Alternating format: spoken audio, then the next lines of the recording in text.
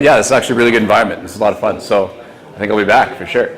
Anyway, so throughout this whole thing, just shout out, questions, interrupt, all that kind of stuff, in terms of like tweets and likes and retweets and all that kind of stuff.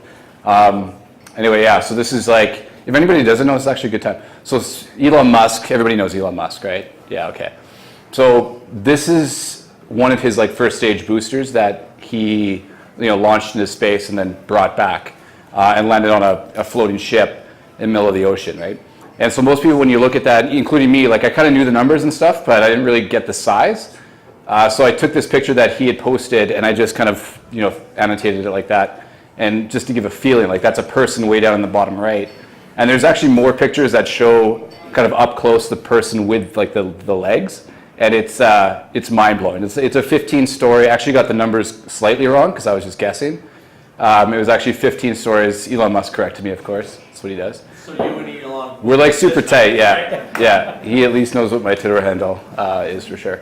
So anyway, so it's about a 15-story building that he's landing, right? Super impressive. So I don't know why I even put that in there.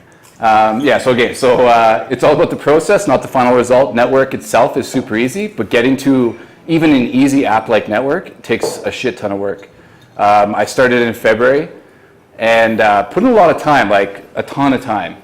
And there's things that, like just making something simple and small is a lot of work.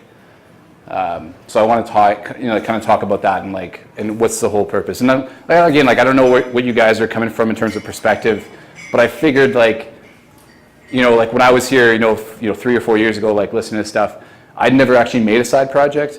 And I think like maybe a lot of you guys are thinking about side projects or a part of side projects or whatever. And so it's kind of like, what does it take? What is that catalyst to kind of get you from like the idea to like that next stage or even past that or to continue on, right? So that's kind of the perspective I'm kind of gearing this towards because that would be probably most useful for me. So why a side project? I better watch the time here. So the last thing I made, software-wise, that was useful to me was a program on the TI-83 calculator back in high school, like a long time ago. Yeah, fuck yeah. And it wasn't even a TI-83 Plus, which was like an extra $30 for some fucking reason. Right? Yeah. So anyway, it was basically a trig app that solved trig equations for you. So every question had a certain pattern, right? And so it would tell you a bunch of stuff, and then it would be like, hey, what is the question giving you? And you fill that in, and then it would say, what's that asking from you? And then you put that in, and it would just spit out the answer. And so like to this day, I still get people coming up from high school say like, man, the only reason I passed like, grade 12 math was because of that app. And I was like, thanks, man. It's like, makes my day. And so that was like super rewarding, but basically after that, I stopped making stuff for myself. And I don't know if anybody out there that's like makers, there's something that you lose when you're making stuff for other people all the time. And you're not actually consuming your own product. So it's like a carpenter who doesn't make his own cabinets, right? Or the cobbler that has kids that have shoes that are the worst.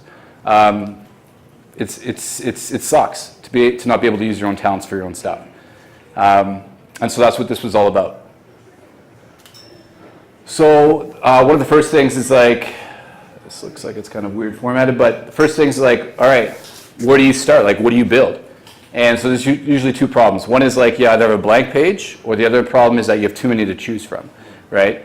And so I think, again, this isn't like rocket science, but like this one little solution, whatever, like kind of solves both those problems. When you're going throughout life, just doing your thing, you just go like, oh, like that could be better. I wish there was an app for this or whatever. And usually that's it. It's almost like a dream, right? Like when you wake up from a dream, you have about like 20 seconds to remember it, and then it's gone. And it could have been the coolest thing or the worst thing or whatever, but it's gone. So the idea is like you want to capture that stuff. So like you can use whatever you want, but I use Apple Notes, and I have this ideas note on there that just has like a list of all these ideas that just pop. 80% are absolute shit, guaranteed. Can you see some of those? I could tell you some. I'm too embarrassed, but and stuff that's already been built, and stuff that's been built since I wrote it down, which is that's actually probably one of the most frustrating things, to know that you had an idea and then somebody else built it and it was like a great success and you're like, fuck, right? Like, what am I doing with my life? So so that's it. Anyway, so this way it gets you ideas, and then it allows you to kind of choose from them because, I wish I could see the next slides. But, right, actually, so ignore that. But when you have something like that, you end up coming back to that same thing, and you might post the exact same problem twice or 3 times. Or you might find it in a list and be like, oh, like, I want to add something to that. I want to say, yeah, like for network or something, right? It was always like, oh, I need something that helps me keep in touch with my friends. I'm like, oh, it'd be cool if it could like pull up my calendar and know when I've gotten in touch with, like I've had beers with them or something, right? That would be cool. So I add that to that list, right? And so over time, you end up curating this like personal list of things that you care about. Again, 20% of which are probably worthwhile. So the one I chose was, again, super simple. It's the idea is like, I'm bad at keeping in touch with people. And it's like out of sight, out of mind. If you're busy and stuff and you just don't see people, you just kind of lose that, right? What's more like worrying about that is I'm actually not even that bad. Like I'm bad, but there's people that are worse because I feel like I'm always reaching out to people more than they're reaching out to me. And I don't think it's because they don't want to talk to me. Like I'm not sure, obviously, but like I'm pretty sure that's not why they're not reaching out. It's just, yeah, like it's a matter of like they're just not, yeah, Dario. I'm still waiting for that call, bro. So yeah, so the idea is like there's worse people out there than me, right? So this is clearly a problem that is not just my problem, it's got to be some other people's problem. And that was the thing, is like it kept kind of coming back into my head like a bunch of times, like even every like month or two, like like fuck, I wish there was an app that did this. So I was like, let's just start with that. And so I started jury rigging this stuff. So I actually had to look this up because I was like, there's like a really, really bad way of saying this that's super not cool, like not PC. Some of you may know it, probably not. But this is where the original actual like terminology comes from. So it's called jury rigging. This is beautiful. It's just like jury rigging refers to makeshift repairs or temporary contrivances? Yeah, contrivance, that's kind of a weird word. Made with only the tools and materials that happen to be on hand, originally a nautical term. Most great things come from nautical dictionaries. So let's use this. But the thing is like only the tools and materials you have, right? So that's Excel. That's whatever you have around the house, like whatever you need to solve, like that's what you do first. So this is like the original MVP, right? This is like what you can do with just the things around you. So my first thing was like a calendar, right? You're probably thinking like just set a recurring calendar reminder. Of course. So I did that. And it worked okay, right? You set up a reminder like every 3 months I want to have lunch with Brent. Cool. But the problem with this is like, there's a bunch of problems, but the biggest one is like, a calendar is like, so my calendar is sacred. Like I actually had this event tomorrow on my calendar and it almost fucked me up completely. But that's the problem is when you have something on your calendar, you expect it's actually something you're going to, right? So I set these up for like all day events, and then you assume that there's something you need to be going to on that day. Your calendar gets bloated, especially like even if you have like 10 people on your kind of network list, it gets bloated really quickly. It didn't really make sense. There's not a really easy way to like add notes. It wasn't that fun to do. There wasn't a good way to like bring up all of your network like contacts and say like, hey, like how am I doing with all like my friends and contacts and stuff? Like what's my status with them? So that didn't work. So I was like, hey, what's next? So next was the Google Sheet. So this is a little GIF that's kind of playing. Hopefully it all works. But I set this up super quick, super simple, but this was actually like pretty close to what I wanted. And it was essentially you put in the contact, the frequency you want to keep in touch with them at, the last time you've connected, and it automatically figures out the next time you connected, the days until you should connect or the overdue, and then does a color spectrum based on the lows and the highs of the days until you should connect with the person. So this was almost there. The only problem with this is that it's a Google Sheet. It wasn't super mobile friendly, wasn't fun to use. The notes and stuff like that, if you wanted to jot down notes from a relationship or a meeting that you just had or whatever, wouldn't really work very well. And it would just start getting cumbersome. But as like a proof of concept, the fact that I used this and I actually really enjoyed it meant that if I had something that was even better than this, then I absolutely would use it. And I think that was like kind of a key thing to when you're doing this stuff. Because you might have all these ideas, but then when you actually go out and like if you build something like this and you never end up using it, what's the point of building something more intense like that takes months to build, right? So cut that stuff out early, work on another project from your notes list.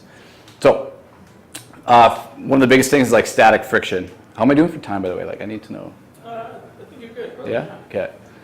So static friction. So this is something that is, it's kind of like everybody knows it, but it's kind of interesting. Like it takes more force to accelerate something from a standstill than it does to while it's already moving, right? And so there's literally static friction and kinetic friction, which I'll deal with later.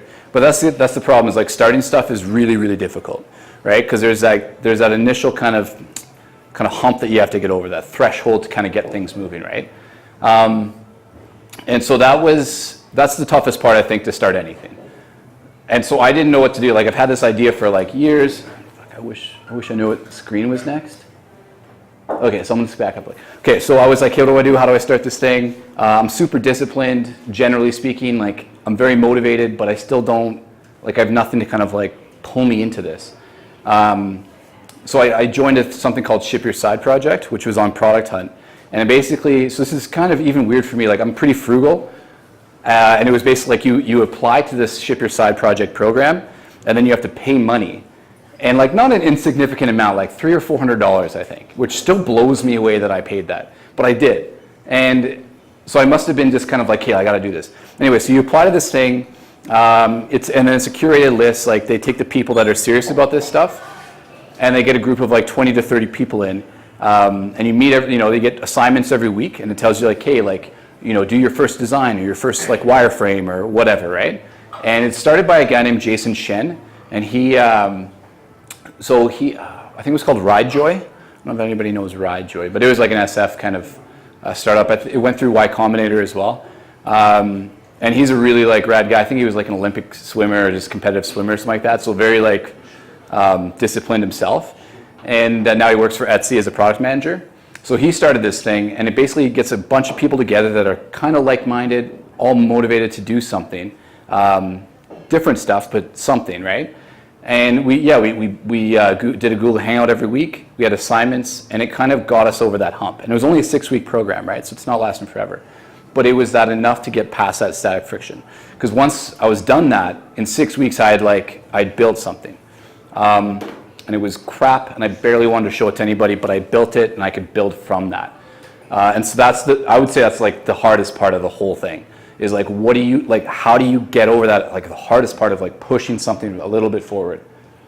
What's the name of that company, sorry? Yeah, so it's called Ship Your Side Project. Actually, it's kind of a plug for them, but so they're starting their second cohort, I guess is a great word for that, probably within like the next like few weeks.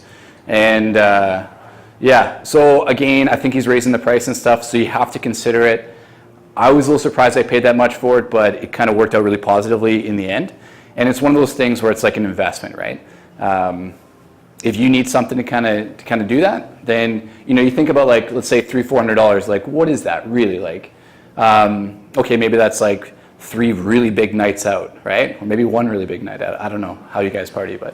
Maybe it's like 15, I don't know. But yeah, so you have to think about it, like, do I want to do this? And I think that's part of the price, is that like when you put a dollar value on something, you're like, man, I really, like, I want to do this. So you've kind of passed that point. And then you're also like, I better make the most of this, because if I don't, I'm a big idiot. Like I'm just I'm throwing money at nothing, right? So I think it makes you take it more seriously. I'd say one of the biggest things, besides just like the actual experience of that program, the biggest thing I pulled out of that was a 15 minutes a day habit. So, and this was Jason's thing. He's like, set up on your calendar 15 minutes a day that you work on your side project. And he's like, I don't want you to set up an hour or like 3 hours on Friday for the week. I want you 15 minutes a day every day. And the biggest thing there was like, it's easy to hit. You have 15 minutes every day to do something, right? And so you can hit it. You could spend literally like 15 minutes, and then you're off the clock, and you can start doing something else, whatever that is, playing video games, like whatever you want. But you have to do that 15 minutes. And what tends to happen is that you end up spending 45 minutes, right? Maybe 60 minutes, maybe longer, right? Because you kind of get in the zone. But 15 minutes is, it's easy to approach, and then it kind of pulls you in. So it's like this mind game that it's great. So I use an app called Momentum to help me with this. I think it's free up to like 3 or 4 habits, but basically you set up your habit, and then every time you hit it, you just tick the day. It's super, super simple. And yeah, it's one of those things where like I wish I made, because like, he got my money for sure. Because I upgraded to unlimited habits. It was more than my app. It's like $2.99 or something. I was like, shit. Guys gouging us, but still worth it. Okay, so this was the first. This was after like maybe a few hours work, right? Looks pretty good, but it's just pixels. Doesn't do anything. But this was the first version. But the funny thing is, like, this was like maybe I think I did this in an evening, but this was like, you know, I started 15 minutes. I was like, yeah, I'm gonna do my 15 minutes now. And then like an hour and a half went by, and I had this. And then I was like, holy shit! Like, I've got something real, and I started sending this out to people, and I was like, yeah, like, sorry guys, can't come out tonight. Working on my app Ntwrk. They're like, oh yeah, what's up? And then I just like drag this from my like desktop to the message window, and they'd be like, whoa, looks cool. Get at it. You know, like, go after it. I want to download it. I was like, okay, cool. But when you have something real, it's alive. Like, it's now you actually want to make that function.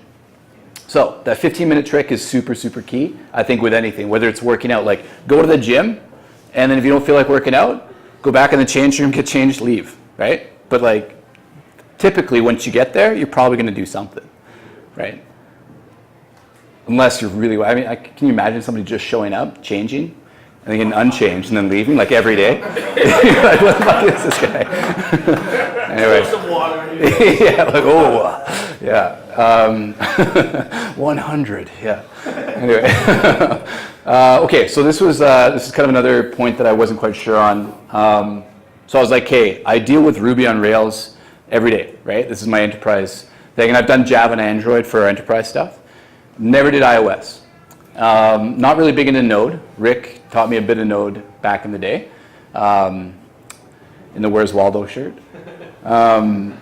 But I never really, so I was like, hey, what do I do? Like, so the quote there is like, when you're a hammer, everything looks like a nail, right? And so if you know Ruby on Rails, you're going to start just whacking things with Ruby on Rails. Even though it's, like, you'd be like, can I make a web app? Like, does that work? Like, what about a web view? Like, you know, and you're just like, how can I solve this in something I already know? And to be honest, like, half of me says, like, use what you already know to solve the problem. But I actually, I didn't, because I knew that wasn't the right solution. And there was something that was really cool that kind of came out of it, which was, does new slide say that? Okay, not yet. So, yeah, so the new thing that kind of came out of it was, so I decided to use React Native, which is Facebook's new framework.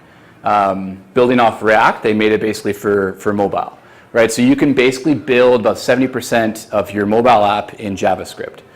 And then about 30% of it, you know, give or take, is still in Objective-C / Swift or Java, right?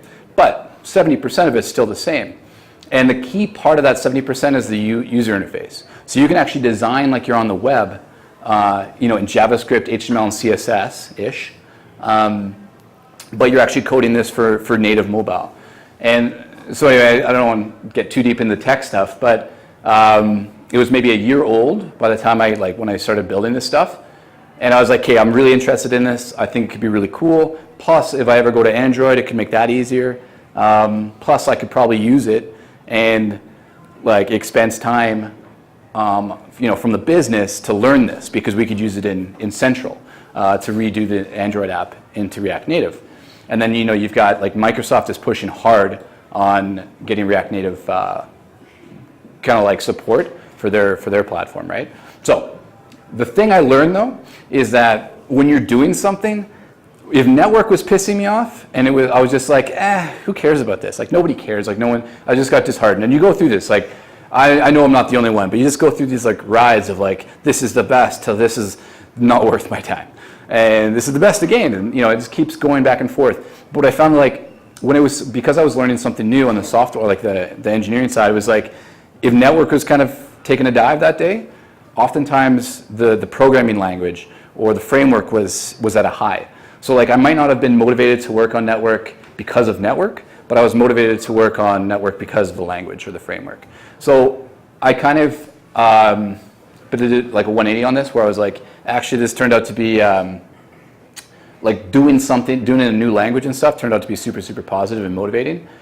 So I'd almost recommend it, because you're learning something new. If you can kind of make it so it's not completely left field, you're learning something new, it motivates you along the way. It's anyway, really, really positive experience. Like, Ntwrk was built, but that was like, I ended up doing a bunch of pull requests, which are like updating or pushing code back to a library, like an open source library. So I ended up having to like push updates to Facebook code repository for React Native. And so to do that, first of all, they have really high standards, and then you have to sign a bunch of agreements to be like, once you push code to Facebook, Facebook owns you and everything you've ever done, right? So I mean, like you're like, ah, oh, sounds good, it's Facebook.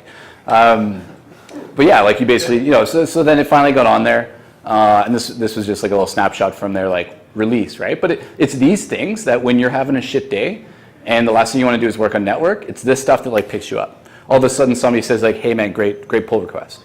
You're like, oh, this is great. You're like, fuck yeah, this is awesome. Like, makes me want to like write those push notification like features for network.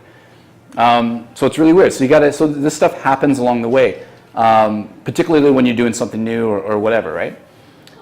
And so because of network, I actually ended up building 2 open source projects as well. One was called, so AppHub is like a remote code, basically allows you to update your native app over the air with JavaScript. Because it's, you know, based on a JavaScript bundle, you don't have to go through the whole process of iTunes App Store, which could take days or it could take months, which it turned out for me, right? And Dario knows all about that. So with this, you could fix bugs, you can make, you know, minor feature improvements, that kind of stuff, just over the air. But their tool, their command line tool was kind of shit, so I built a better one called AppHub Deploy.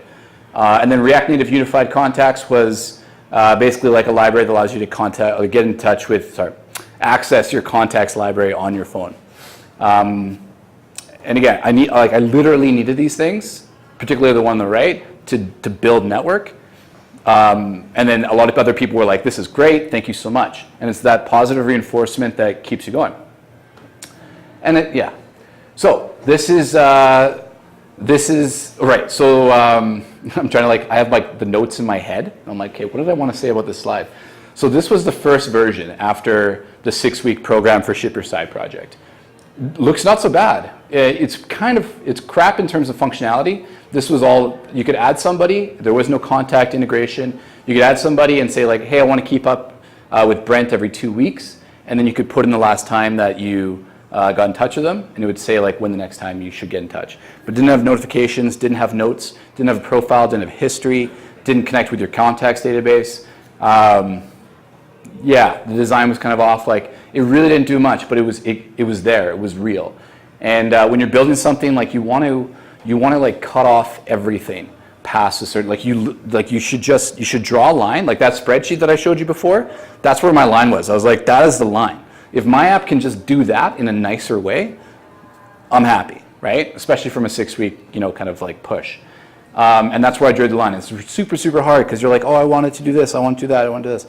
You just cut it off and leave everything for later. And store it in your project management tool, your notes app, or whatever you want to store it in for later, but make sure you cut it off. Because the reason why I write Hello World there is because there's a reason why developers and frameworks use Hello World as like their example app, because sometimes just getting an app, like a computer, to say hello world in like the framework or the language or whatever is friggin' hard. Like that's difficult enough.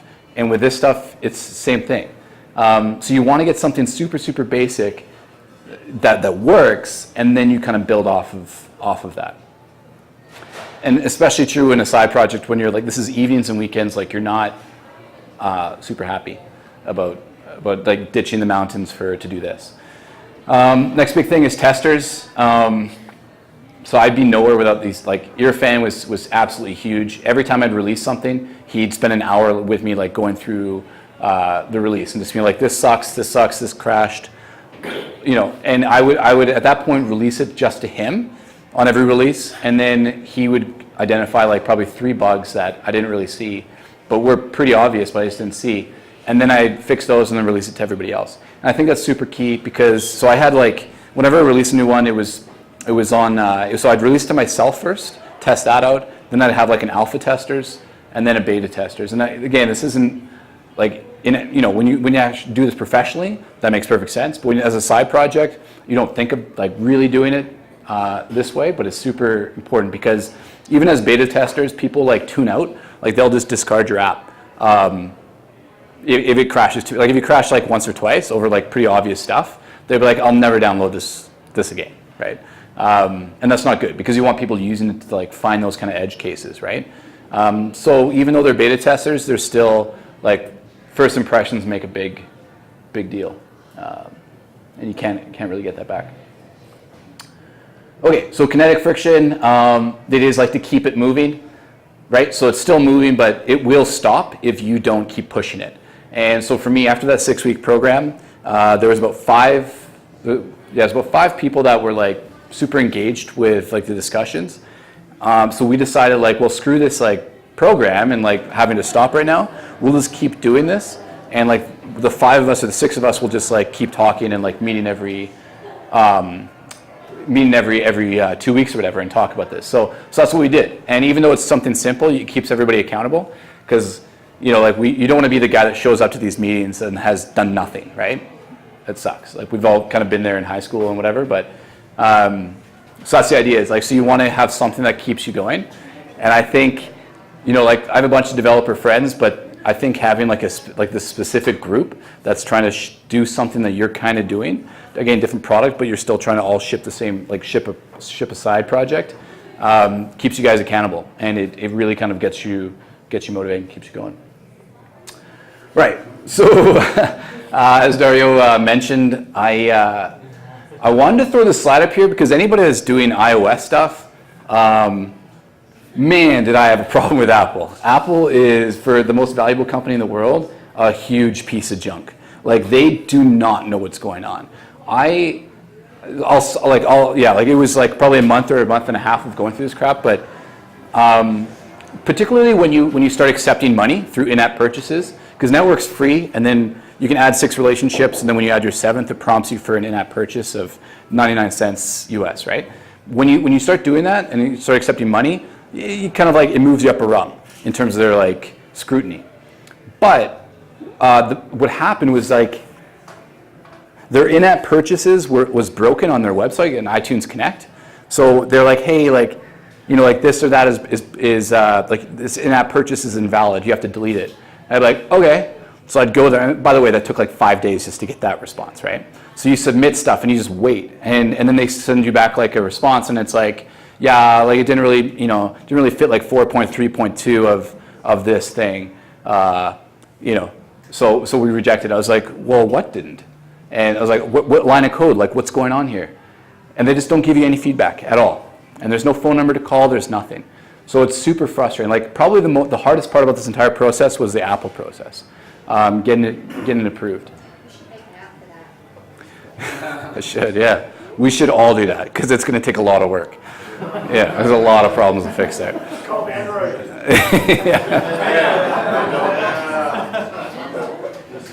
Yeah.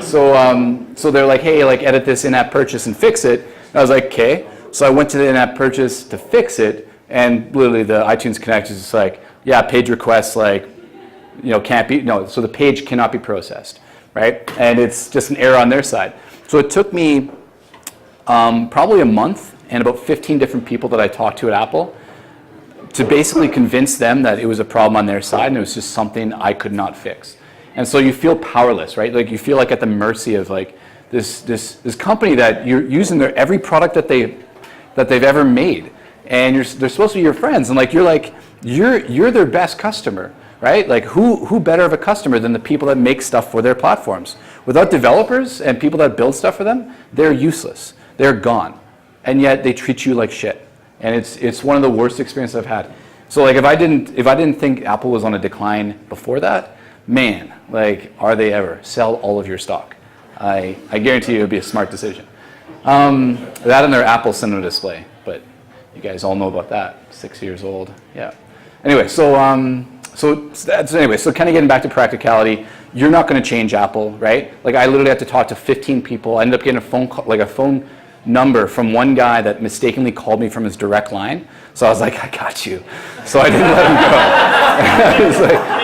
His number? Yeah, I still on my phone. It's Vadim Apple. Yeah, totally. So so I called him every day during this whole process, and on his phone, and like he was it wasn't happy about it, but like I still like he helped me, and he was the only guy I could talk to, and I just every time I heard his voice, I was like, thank God, like you picked up, like I can talk to somebody, right?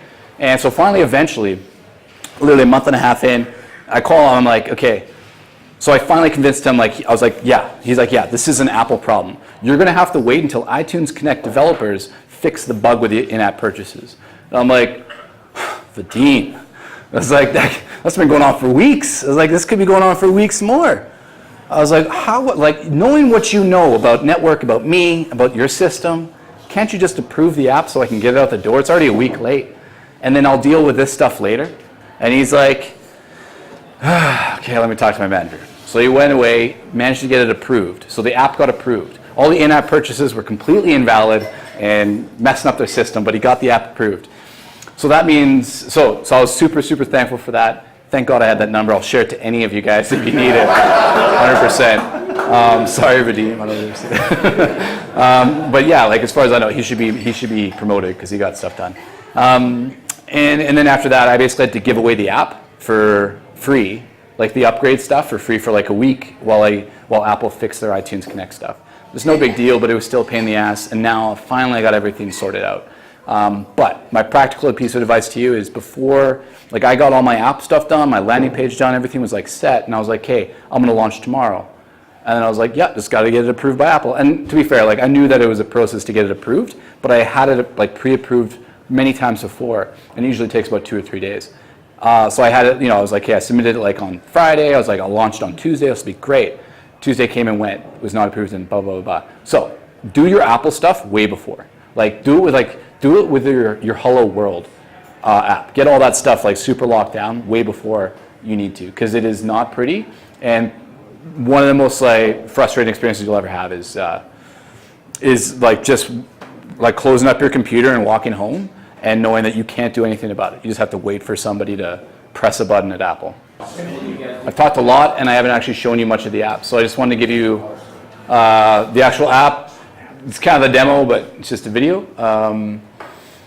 And yeah, is there any Mad Men fans out there? The TV show? Yeah, 2, great. 4, yeah, 5, okay. That's awesome. So it could have been a bad choice. I probably should have done like Game of Thrones or something, but. Suits would have worked, yeah, actually, solid. Anyway, that's part of the fun is like you always get to choose like, oh, fuck, the people that you get to throw up as like fake users. Okay, so here's your list of relationships. Kind of looks like similar to the first version, but now it connects to your contacts. You can search through them. So I'm going to pull up Harry Crane here. He's head of the TV department. You set the frequency, super simple, 2 weeks, weekly, monthly, whatever. Pulls in the picture from Facebook.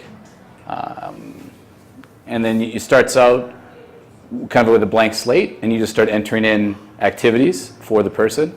So I'm going to say that we went for lunch yesterday. And here's so notes, you can write nothing if you want and just keep it up like, oh yeah, I talked to him, that's fine. But sometimes I find there's usually 2 or 3 things after a lunch or a conversation where I'm like, oh yeah, he's writing that exam on Saturday, or his wife's 8 months pregnant, so when I reach out to him in 3 months, he'll probably have a kid, probably.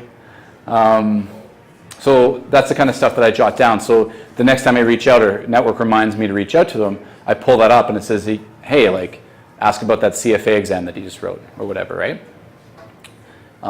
So again, it's kind of fun to use. The idea is make it super fun to use, because otherwise I won't use it, nobody else will. The other cool thing is so Don, I'm overdue to talk to him, and I can just click contact, and this pulls up his contact card, and I can just send him a text message. And because I did that,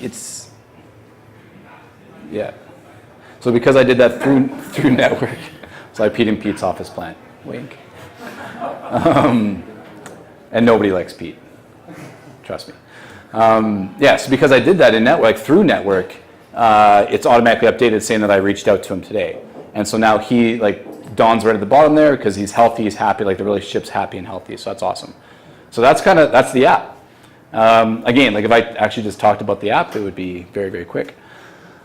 So that's that. Yeah. So now I think... Don't follow the host's lead. Okay, so I just want to talk about the launch a little bit because that was kind of a question mark. I know, how many people go to Product Hunt producthunt.com on a regular basis. Holy cow. Are you serious? Oh, what is it? Tell Oh, them. wow. It gives you gold. It sends you like gold bullions like in the mail.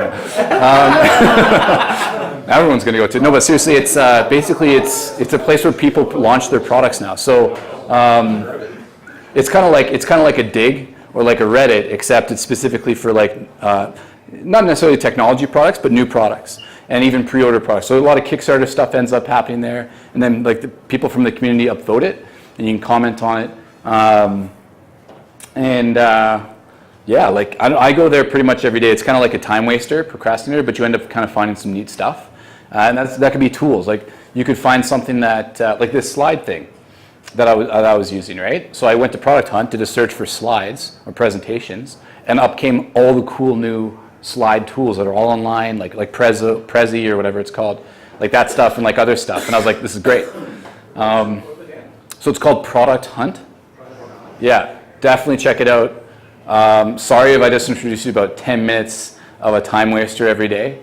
My bad, but it's worth it, I think. It's better than Facebook. Oh, yeah. Okay, so I wanted to show you that. So like, it's like, what do you do when you launch an app? Like, where do you go? So